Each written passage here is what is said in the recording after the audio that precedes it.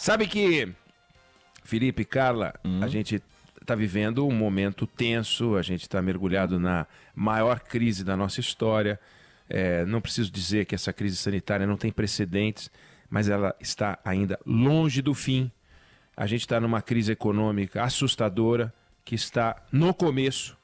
Então, uma sanitária longe do fim, uma econômica apenas no começo, a gente precisaria de todos os esforços de todos aqueles que mandam para que essas coisas sejam administradas com coerência, com serenidade. E começou a ganhar forma agora uma crise política de grandes proporções.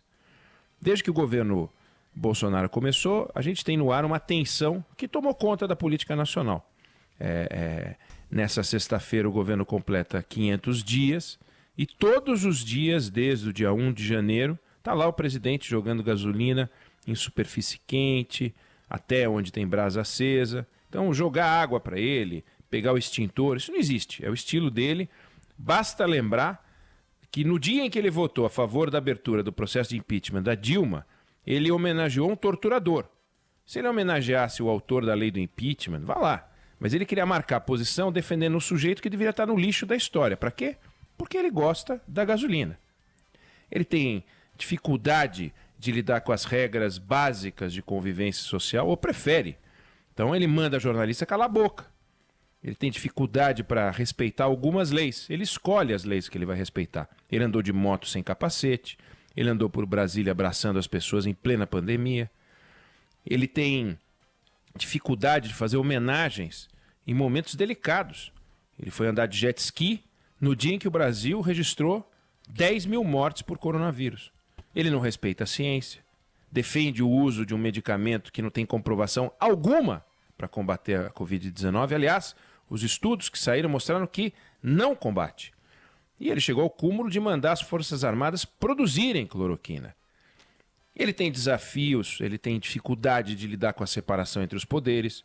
Chegou a dizer que não vai aceitar interferência mais. Chega, não tem mais interferência. Né? No Dia das Mães, ele foi incapaz de mandar uma homenagem aos filhos que perderam as mães. As mães que perderam os filhos por coronavírus, pela criminalidade, seja por que motivo for.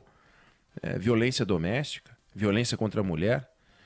Ele não respeita as pessoas que trabalham com ele. Baixou um decreto estendendo a lista de atividades essenciais sem ouvir o ministro da Saúde. Que ele colocou lá, ele foi convidar o cara, porque ele achava que o cara podia ajudar. Ou pelo menos sugeriu ao ministro que ele pudesse ser útil. O ministro, sim, mandou uma mensagem muito bonita no Dia das Mães.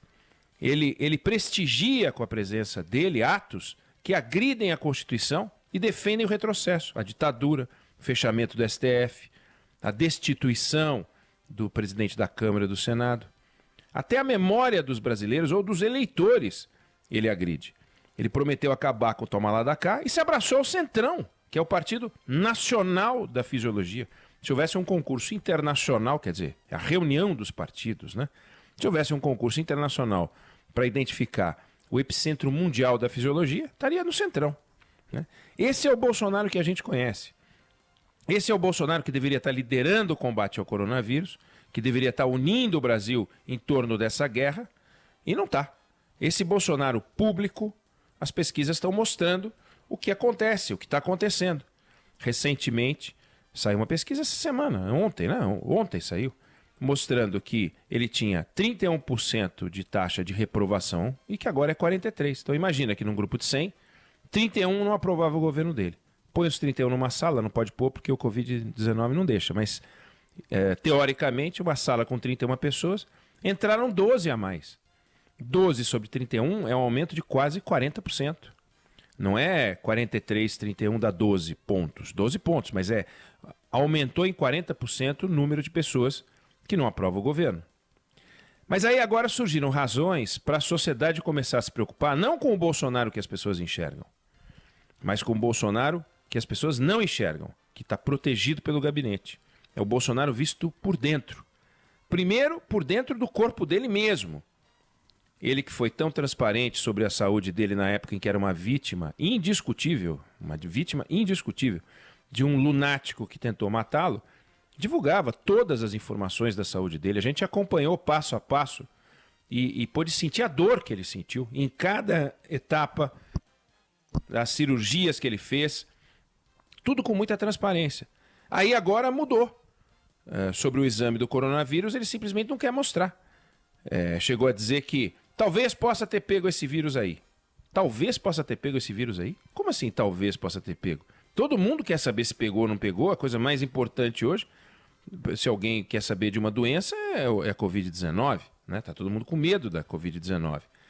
Mas ele não mostrou. Recorreu para cá, recorreu para lá, a decisão agora está no Supremo. A saúde do Jair Bolsonaro só interessa a ele, quando ele é o Jair. Né? Então, quando o que está em discussão é o café da manhã do Jair, ele pode se entupir de leite condensado no pão, que ninguém tem nada a ver com isso. Mas quando o sangue dele se torna o sangue presidencial, quando ele é eleito, a taxa de açúcar dele é problema de todos os brasileiros. Se ele pegou a doença mais temida do momento e esconde a informação dos brasileiros, cadê a passagem da Bíblia, João 8,32, que ele sempre cita? Conhecereis a verdade vos libertará. Cadê? Ele que cita isso sempre. E os ministros puxa-saco dele também citam. Mais grave ainda, e aí acima disso, agora a gente tem a reunião ministerial do dia 22 de abril, que foi gravada, a reunião de ministros em que foram ditas barbaridades, não reprimidas pelo presidente, e, aparentemente, barbaridades ditas também pelo presidente. Qual é o grau das barbaridades? Vamos ver. Agora, ministro pedindo prisão de ministro do STF, assessor pedindo prisão de governador e prefeito, cadê o presidente reprimindo isso? Teve isso? O presidente disse, olha, eu queria pedir desculpa aos senhores e tal, liberdade de expressão. Isso é uma reunião ministerial, um mínimo de solenidade. Por favor, queria que os senhores respeitassem esse grupo, porque esse grupo representa o governo brasileiro. Mas o presidente também entrou cobrando o ministro da Justiça na época para trocar o superintendente da Polícia Federal. Como foi? O que ele disse exatamente? Quais foram as palavras? Qual foi seu propósito? Ontem ele apareceu para dizer, não, estava preocupado com a segurança da minha família. Bom, esse vídeo tem que ser analisado, vai ser analisado, seja para libertar o presidente, como na passagem bíblica, né? A verdade vos libertará, seja para, infelizmente, colocá-lo no trilho em que a gente viu serem colocados outros presidentes brasileiros. Não dá, é para o Brasil, não o Bolsonaro, o Brasil ficar no limbo. O Brasil não pode ter sobre o presidente uma suspeita de que ele se movimentou para proteger os filhos com o apoio do aparato do Estado e deixa assim, uma suspeita. Não dá para ter uma suspeita. Não pode. O Brasil não merece isso. Ou ele tentou, ou ele não tentou. A Dilma era isso. Ou ela pedalou ou não pedalou. Ficou claro que ela pedalou, caiu. O Collor aprontou ou não aprontou com o dinheiro público? Aprontou. Então caiu. Então essa dúvida chegou a pairar sobre o presidente Temer. Enquanto o diálogo travado entre ele e o empresário Joesley Batista ficou no terreno da especulação, ou seja, não tinha o áudio, mas só interpretações do áudio, parecia que o Temer teria que renunciar mesmo, porque ele apoiou a iniciativa do empresário de dar dinheiro ao Eduardo Cunha. Quando o áudio da conversa veio a público, ficou claro que o empresário não disse que estava dando dinheiro ao Eduardo Cunha, nem o presidente disse tem que manter isso aí, referindo-se a dinheiro. Ou seja, o ex-presidente, quando o áudio apareceu, ficou mais suave a versão, porque a verdade ficou mais clara. No entanto, ainda assim, ele foi submetido a 2 sessões da Câmara dos Deputados para autorizar uma investigação sobre a sua conduta e ganhou as 2. Não existe presidente fraco. Presidente fraco cai. Existe o pior dos mundos, que é presidente isolado. É o presidente que defende o fim da política de isolamento, ou seja, em tese defende a integração da sociedade, ou a reintegração da sociedade, a volta à normalidade. Ele que combate a política de isolamento está se isolando, né, no discurso de combate ao vírus. Faz um decreto de ampliação de serviços essenciais que ninguém vai seguir. Como um presidente da República pode assinar um decreto que não vale? E eu não estou dizendo que o decreto do presidente tem que valer, que é inaceitável que ele e seus assessores não construam com aqueles que vão fazer o decreto entrar em vigor para que o decreto tenha valor. E agora o presidente, o Brasil se vê às voltas com essa suspeita. Ele também, muito grave. Ele tentou usar o Estado ou não?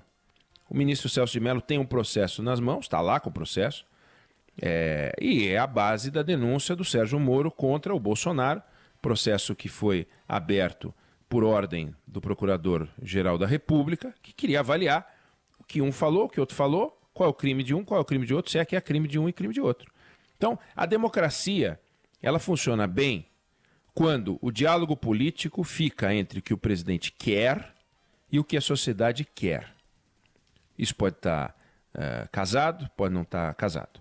O problema aparece quando a discussão é entre o que o presidente disse ou fez e aquilo que a Constituição diz. Se o que o presidente disse nessa reunião fere o que a Constituição prega, ele pode estar em maus lençóis. O vídeo não é uma interpretação. O vídeo é um conjunto de fatos indiscutíveis, de forma que o trabalho de investigação, neste caso, é muito simples. Se o que o presidente disse não fere a Constituição, não fere o que a Constituição disse, ele vai ter tomado um susto, claro. A gente vê ele tentando explicar. Ontem ele deu um jeito de falar sobre o assunto.